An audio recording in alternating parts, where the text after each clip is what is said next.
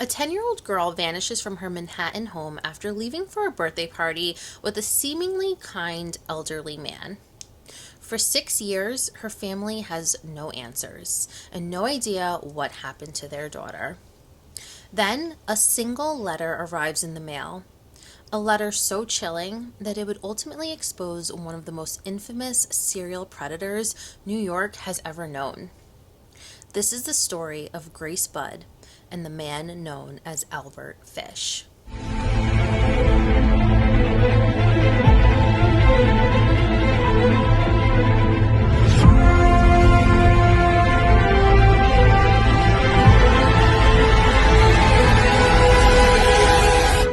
What's up, guys? Welcome to Crime Snob Podcast, where every Monday we dive into some of the most twisted local true crime stories. My name is Sandra Goriello. And I'm Alice Grelly. And if you are a self-proclaimed crime snob like us, then you are in the right place. This is the story of Grace Budd. To understand what happened to Grace Budd, you first need to understand something about Albert Fish, which is to say, you need to brace yourself. Because Fish is not a comfortable subject. He is not the kind of killer whose story fits neatly into any category. He was not a young man in the grip of rage. He was not a thrill seeker chasing notoriety. He was something much harder to classify. An elderly, soft-spoken, mild-mannered man who had been harboring extraordinary darkness for the better part of 60 years. In the summer of 1928, Albert, Delia, Edward, and Grace Budd lived in a small apartment on West 15th Street in Manhattan. They were a working-class household doing their best to make ends meet after the First World War. 18-year-old Edward was eager to find work, so he placed a small advertisement in a Sunday newspaper advertising that he was looking for a job doing farm work in the country. Something honest. A few days later, Edward received a letter in the mail from a farmer named Frank Howard out of Farmingdale, Long Island, who had seen his advertisement in the paper. He has a farm, he says, and lucky for Edward, he just so happens to be in need of workers. Frank states that he'll come to the city to meet Edward, and they'll work out the details of the job when he gets there. Little did Edward know, Frank Howard was really a man named Albert Fish. Albert Fish was born Hamilton Howard Fish in Washington, D.C. in 1870. Albert allegedly came from a long family history of mental illness, with schizophrenia and manic episodes being a common diagnosis in his family. He was one of several children in a family that struggled after the death of his father when Fish was just 5 years old. His mother, unable to care for the children, placed young Hamilton in St. John's Orphanage until she was able to secure a government job and was able to bring him back home. Wow. By his own later account, it was the orphanage that first exposed him to abuse and to the twisted idea that suffering and pleasure were interchangeable. It was also there in the orphanage that Hamilton allegedly changed his name to Albert, which is the name of one of his siblings that had passed because he had been nicknamed Ham and Eggs, which he didn't like. Oh. By age 12, Albert allegedly began engaging in alarming behaviors introduced by another boy, such as drinking urine and eating feces. What? By 20, he had moved to New York City, where he worked not only as a house painter, but also as a male prostitute, and began molesting young boys despite having an arranged marriage in 1898 and fathering 6 children of his own, all of whom bewilderingly described him as a gentle, devoted father. Oh, how weird. Fish continued offending in secret. In 1903, Albert served jail time in Sing Sing prison for embezzlement. His violence escalated around 1910 when he tortured and mutilated a man in Delaware, and again after 1917 when his wife, Anna Hoffman, abandoned the family and took nearly all of the family's possessions after meeting a handyman named John. Wow. Albert was deeply disturbed and began hallucinating, inflicting severe self-harm, including embedding needles into his groin area. Oh. X-rays taken after his eventual arrest would reveal nearly 30 needles he had embedded in his own body over the years. It's so bizarre. Fish later confessed to molesting over 100 children by his own account, though investigators believe the number was higher, with some estimating that the number could have been as high as 400 children. Oh. He targeted children who were poor, who were non-white and who were also disabled, because Fish, in his own twisted mind, believed that they were less likely to be believed if they told an adult about their abuse and were less likely to generate headlines. He's not wrong, though. It's not right. It's such a horrible, especially yeah. for 1920s, I'm Yeah. sure. It's disgusting. In 1928, by the time Fish met the Budd family, he was 58 years old. He was small, wiry, and gray, and could pass for someone's grandfather. Now, let's meet the Budds.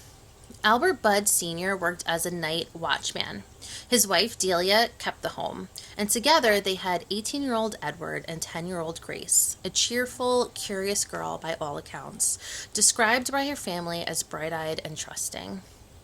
On May 28th, 1928, Fish showed up at the Budd apartment exactly when he said he would. He was a small, quiet man with gray hair and neat clothes. He shook hands with everyone, complimented the children, chatted pleasantly with Delia, and brought strawberries and fresh cheese as a gift. Before he left, he arranged to return the following Saturday to get Edward and take him upstate. Fish allegedly failed to return on the agreed-upon date, but he sent a telegram apologizing and arranged another visit. When Fish came back to the Budd home, he met 10-year-old Grace Budd. According to his later confession, he first responded to Edward's newspaper advertisement under the alias Frank Howard because he intended to lure the 18-year-old away for work. Fish would later tell investigators that he had violent plans for Edward. It was during this visit, however, that his focus shifted from Edward to Grace. He told the Budd family that his niece was having a birthday party that afternoon over in Westchester County and said it would be a fun time for Grace. He offered to take her to the party and have her home well before dark. Delia and Albert hesitated at first, but Fish was warm and patient, and Delia Budd ultimately gave her permission. Albert and Delia watched from their window as their 10-year-old daughter walked down the street hand in hand with the gray-haired old man. Neither of them would see Grace again. Oh, no. There was no birthday party. There was no niece. Fish took Grace by train up to Westchester County to Irvington, a quiet river town on the eastern bank of the Hudson River. He had in mind an abandoned cottage on Wisteria Avenue, a property that he had visited before. He allegedly called it Wisteria Cottage. It would become, in the press coverage that followed years later, the defining location of the crime and the source of one of Fish's most chilling nicknames. What happened inside that cottage is not something that I'll describe in great detail here. Although I will say, Fish later confessed that he strangled, decapitated, and dismembered Grace's body and ate most of the remains over the next several days that followed her murder. Ate her? He ate her. No. He was a cannibal. Oh my god, that's horrific. It's when you actually read, I couldn't even fathom what I was reading as I was reading what he did to that little girl. Wow, that's it is so crazy. Disturbing. So disturbing. Wow. I can't believe the parents let her go. I know. But again, it's a different time. Yeah. For sure. I feel like I could understand, him being like, oh, there's a kid's birthday party, like, she'll have so much fun. And it's like, yeah, go, enjoy.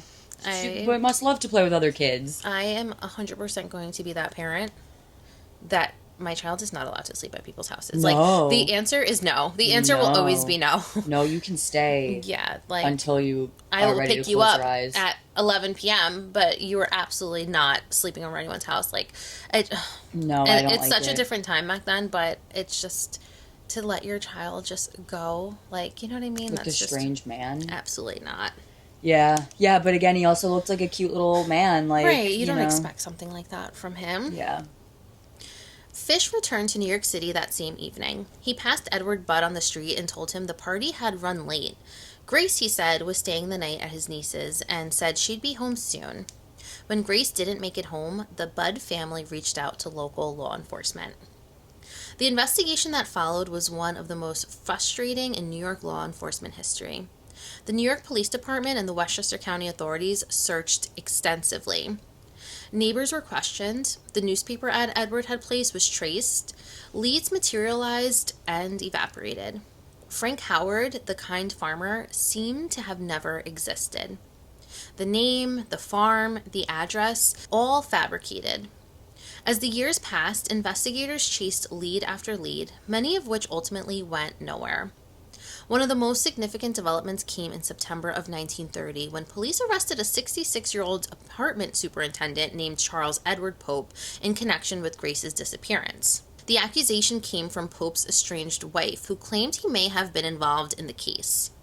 Investigators took the allegation seriously, and Pope spent more than 3 months in jail while authorities worked to build their case against him. But when the case finally went to trial in December of 1930, prosecutors were unable to prove that Pope had anything to do with Grace's disappearance. He was ultimately acquitted, and investigators were back where they had started, with no suspect, no answers, and a family still waiting to learn what had happened to their daughter. What made it worse was the era. This was 1928. There were no fingerprint databases cross-referenced nationwide. There was no centralized records of sexual offenders. A man who had committed crimes across multiple states over multiple decades had no digital shadow, no trail that could be easily followed. He was a painter. He moved from job to job. He rented rooms by the week. He was everywhere and nowhere. Yeah. Albert Budd Sr. gave interviews to newspapers, begging for anyone with information to come forward. Detectives worked the case for years, and yet nothing. Then, in November 1934, 6 years after Grace disappeared, a letter arrived at the Budd apartment. The letter was read out loud to Delia by her son because she couldn't read. I won't read its full contents here because they are just deeply disturbing. Oh. And because their purpose, which was to torment the family, doesn't need to be served again. Yeah. But what I will tell you is that the letter began strangely. Rather than immediately discussing Grace, the writer launched into a story about a sailor he claimed had developed a taste for human flesh while in China. Detectives would later believe this section was intended to explain or justify what he was about to confess. Then the letter took a chilling turn. The letter reminded Mrs. Budd of the day he had visited her apartment, writing, quote, "I called on you at 406 West 15th Street, brought you pot cheese and strawberries, and we had lunch." He then referenced Grace directly, writing, quote, "Grace sat in my lap and kissed me." And then came a line so extremely disturbing. He said, quote, "I made up my mind to eat her." The letter went on to describe how he had gained the family's trust, taken Grace from her home under the false promise of a birthday party, and brought her to an abandoned house in Westchester County. The details that followed were so graphic and disturbing that many newspapers refused to print them in full. For the Budd family, the letter finally provided an answer after 6 years of uncertainty, but it was an answer that no parent should ever have to receive. For investigators, however, the letter contained something equally important: clues. Tiny details hidden within the envelope and stationery would ultimately lead detectives to the man who wrote it, Albert Fish. Albert signed it with no name. He expected, it seems, to never be caught. Mm-hmm. But he had miscalculated. The envelope that was used carried a faint, partially erased emblem. The emblem of the New York Private Chauffeurs Benevolent Association, a club based on the Upper East Side of Manhattan. It was such a small detail. Fish had scratched at the emblem, apparently trying to remove it, but the impression of it remained. That's so interesting. NYPD Detective William King took over the investigation. King was methodical and unhurried. He traced the stationery and asked a straightforward question. Did any of their members take stationery home? One name came back. A man named Albert Fish had recently stayed in a rooming house, and the landlady recalled that he'd helped himself to some of the stationery. Fish was currently renting a room on East 52nd Street. On December 13th, 1934, King and several officers went to that address. When Albert Fish opened the door, he was 64 years old. Albert confessed almost immediately, and he provided investigators with details about the location and circumstances of Grace's murder. Investigators were stunned, not simply by the confession, but by what the confession revealed about the scale of Albert's crimes. Albert also provided the details of the murders of at least 3 other children. Some could be corroborated, others could not. The full scope of Albert Fish's crimes has never been definitively established and probably never will be. The trial of Albert Fish began on March 11th, 1935 in White Plains, New York, and would last for 10 days. His defense attorney, James Dempsey, which I'm surprised anyone would even take his freaking case. Yeah. His defense attorney, James Dempsey, made the only argument available to him. Insanity. I mean, Dempsey argued that he was not a man who should be executed. He was a man who should be studied, confined, and treated as the deeply ill individual he clearly was. Whatever. And on a clinical level, the argument did have merit. Among the experts called to testify for the defense was Dr. Frederick Wortham, one of the most respected psychiatrists in America at the time. Wortham had spent a great deal of time interviewing Fish and was firm on his opinion. Albert Fish was severely mentally ill. He believed Fish suffered from disturbing sexual fixations, bizarre religious beliefs, and a deeply troubled state of mind that had shaped his behavior for much of his life. In Wortham's view, Fish's mental condition was so serious that it affected his ability to think and behave the way most people do. The prosecution countered with their own expert, who argued that Albert understood the difference between right and wrong, which, under the legal standard of the time, was the relevant question. Not whether Albert was disturbed, but whether he knew what he was doing was wrong. That's the part that makes it different. Knowing the It's difference like between right and wrong, and he did. Right. Whereas someone who's truly insane, they live in their own delusional reality. They don't understand that. Exactly. The jury found Albert Fish guilty of murder in the first degree. Before sentencing, Albert reportedly told those around him that the electric chair would be, in his words, the supreme thrill of his life. And with that, he was sentenced to death. Albert Fish was executed at Sing Sing Prison on January 16th, 1936. He was 65 years old, the oldest person ever put to death at Sing Sing at that time. Wow. That is the case. So the death penalty was legal in New York at the time? Yeah. And I do also want to note, it was so sad because I remember reading that Grace's mom had said when she saw the note that even though it brought closure in a way because now she knew what happened to her daughter, it was also devastating because she had this hope that someone kidnapped her, that man had kidnapped her and maybe was raising her as his own, or like she was like hoping that someone just kidnapped her and she was alive and well somewhere. Like, not that that makes it any better, but to hear how at least she wasn't suffering. I mean, yeah, to hear how he murdered her was really sad.